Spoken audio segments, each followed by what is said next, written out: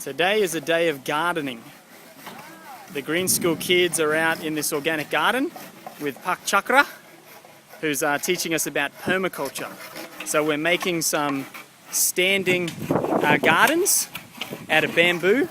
Boys over here are digging a plot, and this is all of the garden itself that's already existing.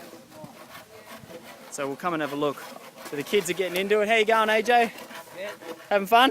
Yeah, cutting some bamboo. Nice. From this. Nice, that means healthy soil, right? Jose found a worm. Having fun, Lee? And we found some cable too. You love it digging? Yeah. How you going, Ritzy? Good. We found cable over here too. Nice. So this is the garden bed. Cable running through it. And this is the garden, look, heart-shaped bed. Oh, beautiful.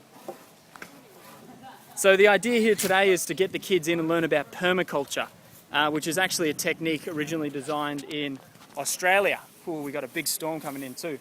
And permaculture utilizes what is in your environment always gets recycled back into your environment. So say like these beds here, these garden beds, come from the aqua fishery, the aqua pond that we have over here. So it was dug up out of the pond and the soil was used to make the gardens. There's chickens, so chicken coop back here. Chickens are a big part of permaculture.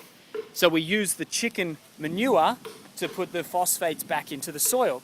Here's the most interesting thing that I just learned from Chakra is worm farming, worm gardens are a really big part of permaculture and of any garden. Worm farms are amazing because the worm wee, when they digest the waste matter, the wee or the water that comes out of it is so beneficial for the soil. So what Chakra has designed here is rather than having a separate system that you catch the worm wee and you put it into your garden, and the castings, you go and put it back into the garden, he puts these terracotta pots at the top of the garden heap. So it's a big raised bed, which is great for irrigation so that the plants don't get too wet. And then watering the garden, water's in the top here, and there's all holes throughout the pot itself, all these holes.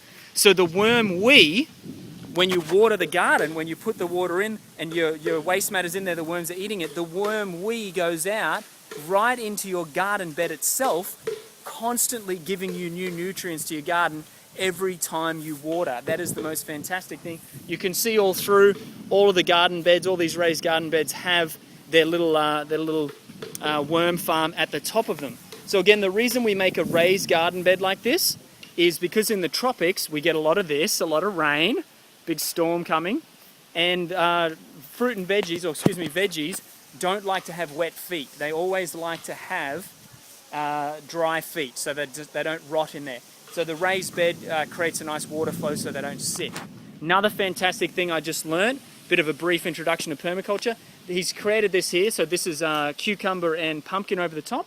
And what Chakra's created, he calls this a sponge. So down underneath all of this could look like a compost, right? But down underneath this, 1.2 meters down, he's dug it out, used the soil for the other garden beds, and then put big branches and sticks in the bottom, which will rot down, but it creates an air pocket. Then all of his compost goes into this pit, this hole, and also the runoff from the aqua fishery here, the aqua pond, comes down through a pipe and sits in here. He says it's a fantastic way, well, we're going to get wet in a second, fantastic way to keep water in the soil, to trap water, great for dry environments, and seems to work here well in the tropics as well. We're about to get wet, but this is permaculture. Lemongrass, lots of lemongrass, because smell this stuff, this is amazing. You smell that? Oh, so good.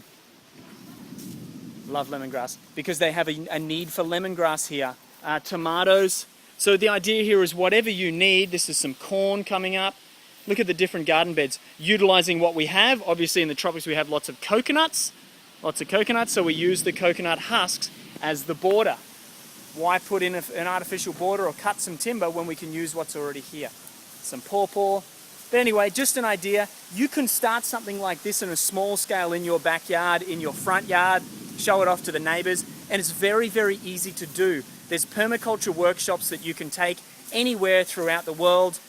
Wherever you're living, just Google permaculture and you will find someone that can teach you that. And get out and start to get into the soil, start to get into nature, some climbing beans, and start to really connect again with where your food comes from. We're so focused on what goes into our mouth, but what about where that came from in the first place? How can I get back into nature and start to really learn and connect with where my food comes from and the whole cycle of eating?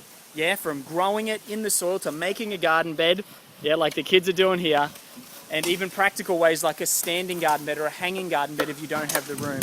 And what can I use that's in my environment to do that? All right, have fun, guys. Permaculture and gardening, absolutely amazing. Kids are loving it. Yee-hoo! We're going to go do some gardening. Thank you, Pak Chakra.